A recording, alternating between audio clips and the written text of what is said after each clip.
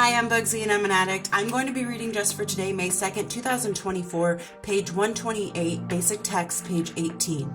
There is one thing more than anything else that will defeat us in our recovery. This is an attitude of indifference or intolerance towards spiritual principles. When we first come to NA, many of us had great difficulty accepting the spiritual principles underlying this program, and for good reason. No matter how we tried to control our addiction, we'd found ourselves powerless. We grew angry and frustrated with anyone who suggested there was hope for us, because we knew better. Spiritual ideas may have had some bearing on other people's lives, but not our own. Despite our indifference or intolerance towards spiritual principles, we were drawn to Narcotics Anonymous. There, we met other addicts. They'd been where we'd been, powerless and hopeless, yet they'd found a way not only to stop using, but to live and enjoy life clean. They spoke of the spiritual principles that had pointed the way for them to this new life of recovery. For them, these principles are not just theories, but a part of their practical experience. Yes, we had good reason to be skeptical, but these spiritual principles, spoken by another NA member, really seemed to work. Once we admitted this, we didn't necessarily accept every single spiritual idea we heard, but we did start to think that if these principles had worked for others, just maybe they'd work for us too. For a beginning, that willingness was enough. Just for today, just maybe the spiritual principles I hear spoken of in NA might work for me.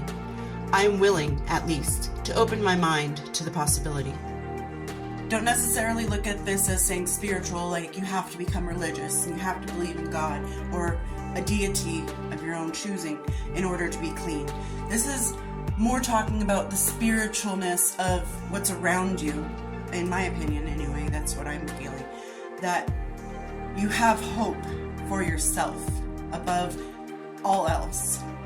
That you can get clean, and you have testimony of those other addicts that are surrounding you in Narcotics Anonymous. They are testimony that living clean and sober is possible.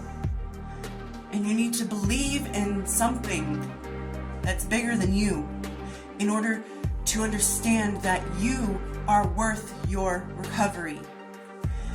It might be a hard road to travel, but let me tell you that the journey is so much more brighter and beautiful on this side of recovery. It's so dark and alone where you came from in addiction. The days ahead of you in recovery, though there may be ups and downs, are just, it's hard to put into words.